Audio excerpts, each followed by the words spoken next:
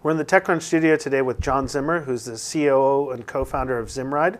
John, welcome to the studio. Thanks for having me. So John, you're here kind of at an interesting time. You're a former Wall Street banker, converted over to Silicon Valley, founder of a growing internet company. And I think just a couple weeks ago, there was the New York Times editorial, why I left Goldman Sachs, was spreading across the internet and definitely struck a chord with a lot of people. Why did you leave Wall Street? I left because the feelings I had around what I wanted to do and kind of what was important to me didn't match up with the culture in Wall Street. And so there was a focus on money, there was a focus on what people were wearing, and things that didn't seem to lead to productivity. And when I came out here, it was the opposite of that. And that got me really excited. And so, but how did you get to Wall Street in the first place? Like what drew you in when you were in college and you were getting recruited and you were going to all these events? What was it that you said, yeah, I want to sign up for that? I think it started back from when I grew up in Greenwich, Connecticut.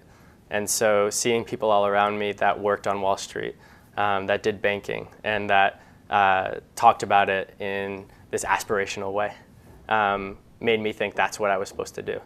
Then when I went to Cornell, similar thing happened.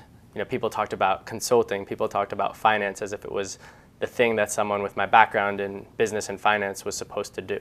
But when you were at school, you were focusing on hotel management, right, and planning and these types of disciplines. How did you convert over from looking at the hotel business to looking at the worlds of stock and bonds? So I was in the hotel school at Cornell. Okay. 40% of hotel students actually go into finance now. And so it's kind of been a whole trend that the whole school has faced, where 40% go into hotel or restaurant operations. 40% also go into finance, so real estate finance. So what drew you into the hotel school originally, though? Originally, it was this entrepreneurial feeling, this really tight network of people that wanted to create really amazing service experiences through their own businesses. But did you think you were going to go work at a hotel or start a hotel chain or do something like that? I thought I was going to get potentially into hospitality, but do something on my own. Okay. And so eventually you take the job. Which bank did you work at? I worked at Lehman Brothers. And this was during what year? I graduated from school in 2006. Okay. So you were there. Were you there when the bank actually went bankrupt? I left 3 months before Lehman went bankrupt. Okay. So what did you do there on a daily basis and what was it like? And what I'm most interested in is when did you start to think like, oh, I need to do something else? Yeah, so I graduated in 2006, got there, dressed up in a suit and tie every day, went to work, did almost a lot of the same things every day. I was in Excel almost all the time, creating models. I was in real estate finance, so sometimes I would go to the property and then interact with lawyers, appraisers of the property, but then back into Excel doing models to see if the loans we were going to make on those property would be good loans. And this was commercial, not subprime residential. Okay, and that was your only job while you were at Lehman Brothers? That's correct. Okay, and so when did the thought enter your mind that it was time to start to think about moving on? I even went into it with a little bit of hesitance, I'd say, wondering, thinking I need to almost get this out of my system is kind of how I felt. That because I'd been told for so long this is kind of what I was supposed to do, or the culture around me was kind of doing that, I went into it with that almost, okay, I'm going to do this for a few years, but I'm not going to get caught up in it. And then I had other friends saying, well, be careful. Did a lot of your friends also go to Wall Street from school? Yeah, I'd say, quite a few did, both from high school in Greenwich, Connecticut, as well as Cornell. Okay. Yeah. And so now the company that you co-founded, Zimride, right? Yeah. You actually started working on it while you were at Lehman Brothers. Right? Yeah. So let's talk about that, because that's a kind of interesting thing, right? I mean, maybe someone isn't sure that they want to quit Wall Street or quit the world of finance or private equity, and they maybe have an idea, right? How did you decide that actually you're going to stay there, think about starting to leave, but actually start experimenting with ideas? Yeah, so I realized, like you said, I could do both. I could maintain my job at Lehman, and then I could go home, and it started creeping into my work hours. I started working on Zimride, and this was also about the time that Lehman started to be doing worse. And so I was able to make time to do both at the same time. And did you get any advice from people as you starting to do that? Your friends and your family must have known that you starting to get into this idea, but you have this day job. Like, how do you manage that? Yeah, it was difficult. I wasn't sleeping much. And I remember clearly a mother of a friend of mine was also working in the same building as me. She was at a different finance firm. And she sat me down one day because I told her, I'm thinking I'm just going to leave and do this full time. And she said, John, how could you leave a sure thing like Lehman Brothers to go do some crazy carpool startup in California? And that was actually, I think, the moment where I said, screw this, I'm really going to leave because, now looking back in hindsight, it's easy to say that now Lehman is no longer around. And she was wrong, and now our company is doing well. But it really, actually, it kind of pissed me off that that was kind of representative of the whole culture there. Don't do something different. And there's kind of this groupthink. And so it was at that moment it was the voice I needed to kind of start planning my exit. So let's talk about the founding of Zimride. You're a carpool sharing startup. You've got a lot of users. I want to get into that in a second. Yeah. How did you meet your co-founder, Logan? Yeah, so after about 12 months at Lehman, getting restless, wanting to do something else, I had been kind of going through a journal. I kept a lot of ideas when I was in college. One of them was this idea to take advantage of the fact that 80% of seats on our highways are empty and create a ride-sharing startup. And I was online one night after work, and I see on a mutual friend's Facebook page that someone posts a link and says, check out this new site I'm building called Zimride. Now, my last name is Zimmer, and I was obsessed with this ride-sharing idea. Yeah. And so I was like, what the heck is this? And reached out to that mutual friend. His name is also John. And he was best friends with my co-founder, Logan Green. And so this other John connected Logan and I. And within a week or two, Logan had flown out to New York, and we started working together. Wow. He went back to LA and we started working together. And so what were those early days like? Like, what were you doing? Okay, you're going in there doing real estate appraisals, models, and then you go home and you're online with Logan. Like, what actually are you doing in those early stages of the company formation? We were trying to figure out a business model. We were trying to get users. There's actually a really good story of when my two worlds collided. I went on a recruiting trip for Lehman to Cornell, and the event was on Monday to do recruiting. And on the weekend preceding that, I went up to do, I dressed up in a frog suit on campus handing out information about Zimride to get users. And then after the recruiting event, a student came up to me, and I was next to my managing director.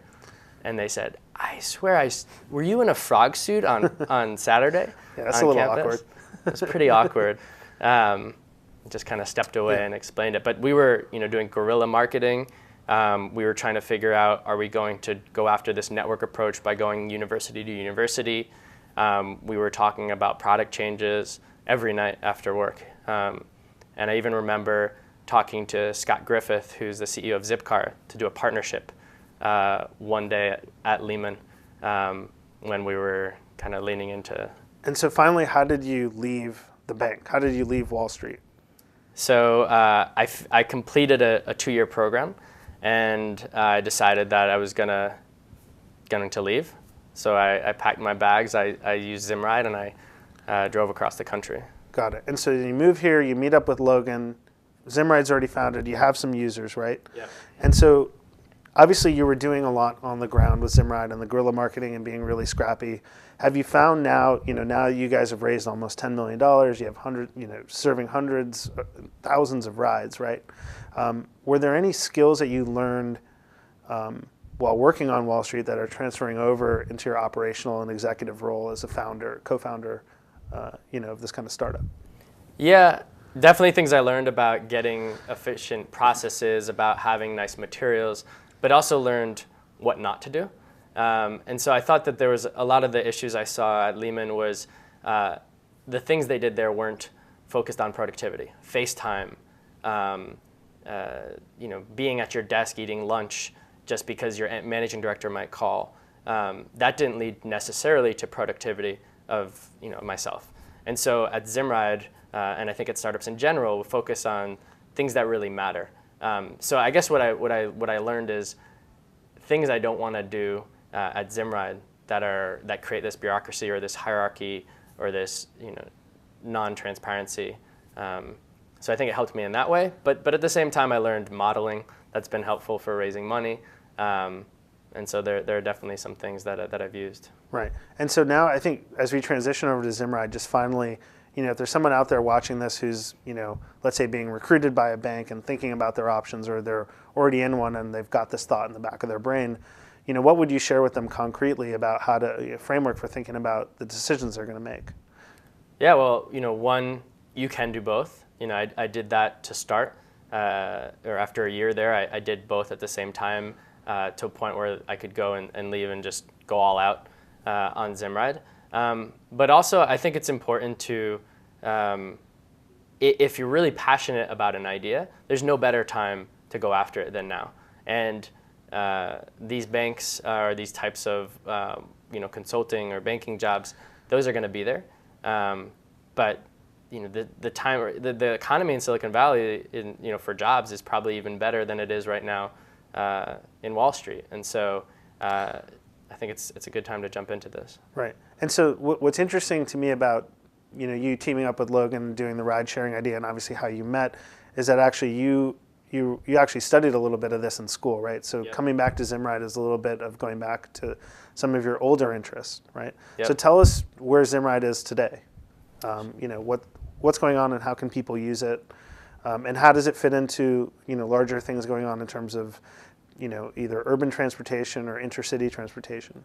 Sure. So just to kind of start off, the general Yeah. concept is the fact that 80% of seats are empty on our highways. So we have this highly underutilized asset that if we can create a marketplace for, we can save people a lot of money, we can reduce the impact on the environment, and we can create community. And so what we're doing now, we have 125 universities and companies that are paying us to provide a network for them to do ride sharing. We've launched 2 promoted routes that are public. So San Francisco to Los Angeles, San Francisco to Lake Tahoe. If you're a driver, you can sell the empty seats in your car. And if you need a ride, you can buy a seat just like you buy a flight or a bus ticket. So now the crazy question. So the 2 public routes that you're serving, Yeah. San Francisco to LA and San Francisco to Tahoe. Yeah. That's probably where most people will say we should just have high-speed rail there, right? And Yeah. it's a big issue in California. Yeah. Probably not going to happen for a while, or Yeah. it's not going to be in the places we want. How does Zimride take advantage of that huge structural inefficiency? Yeah, I mean, it's great to know there's this huge need and people want an easier way to get back and forth. But that's like a $100 billion project that's going to maybe happen in 30 years. And so right now, in a few weeks, we've gotten up to a critical mass along San Francisco to LA where there's now 2,000 seats that are bought and sold every month. And we plan to 10x that and 10x that. Wow. And so that's like 10 flights, Right. airline flights going on now back and forth every week. And are you seeing any community or network effects come out of that, like people meeting new people, or something you wouldn't have thought of people using Zimride a lot? Yeah, we've had girlfriends and boyfriends meeting. We've had people that have met and started their own company that we've heard of coming out of a Zimride. We've had people make life decisions, change their careers, go study abroad in a country because they met someone from Nepal. They decided to study abroad in Nepal. So that's a big part of what we're seeing. Great. All right, well, thanks for coming in and thanks for sharing with us, and good luck this year. Thanks a lot. All right, John.